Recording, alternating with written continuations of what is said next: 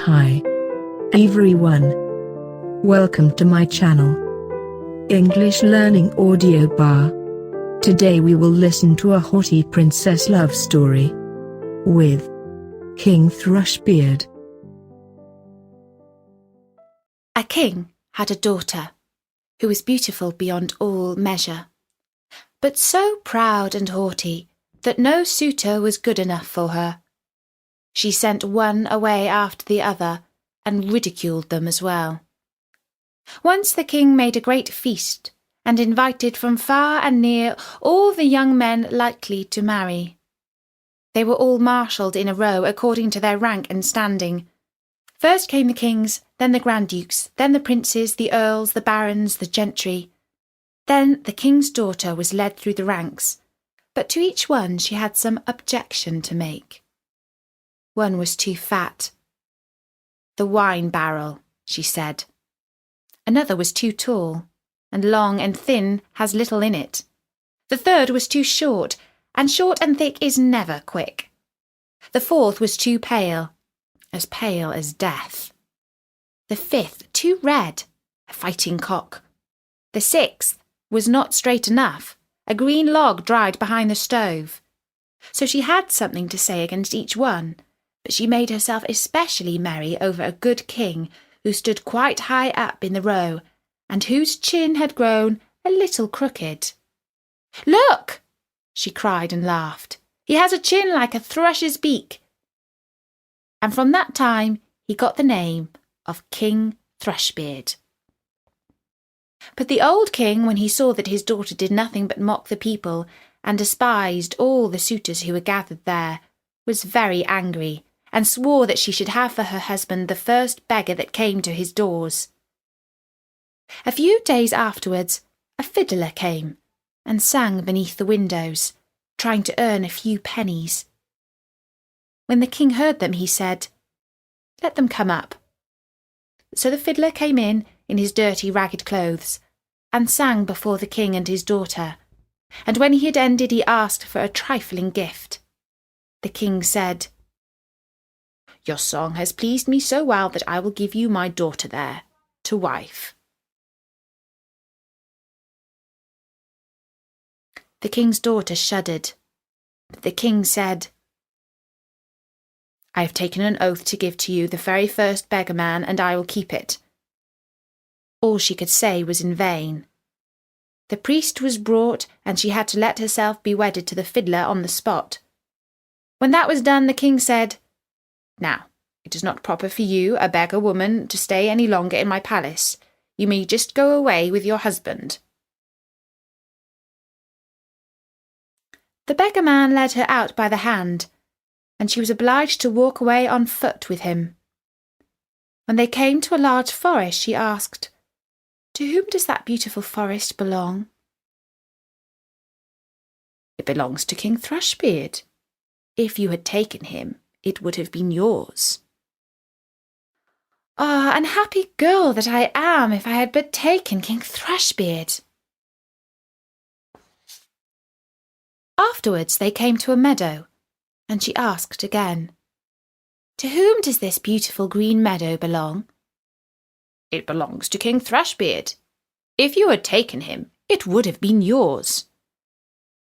"Ah, unhappy girl that I am, if I had but taken King Thrushbeard."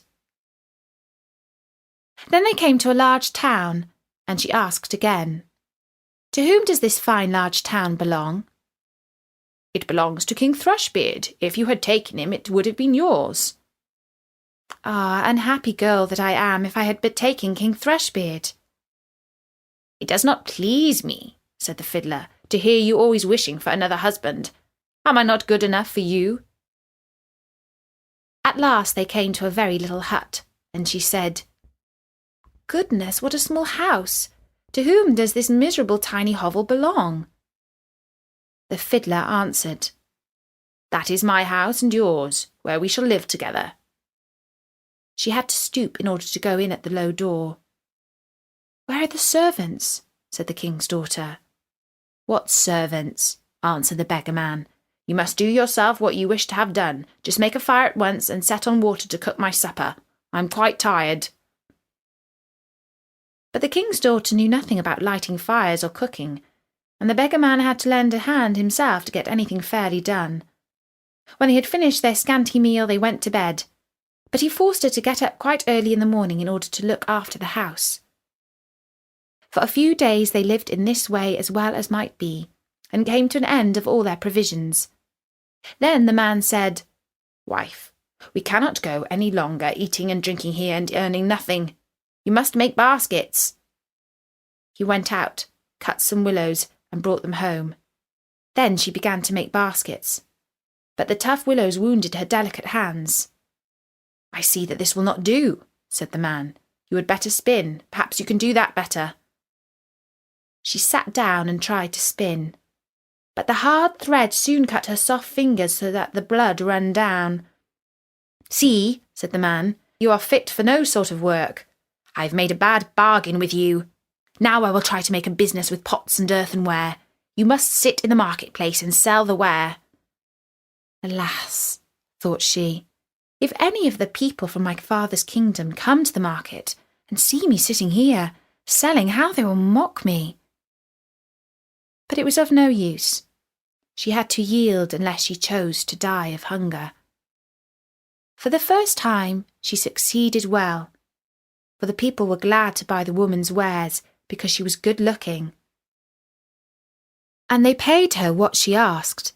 Many even gave her the money and left the pots with her as well, so they lived on what she had earned as long as it lasted. Then the husband brought a lot of new crockery.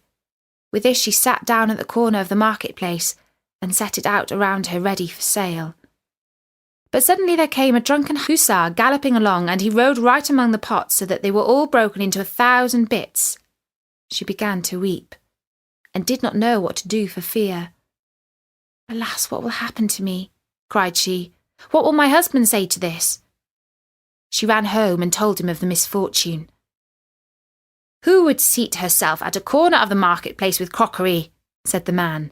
"Leave off crying. I see very well that you cannot do any ordinary work, so I have been to our king's palace and have asked whether they cannot find a place for a kitchen maid, and they have promised me to take you.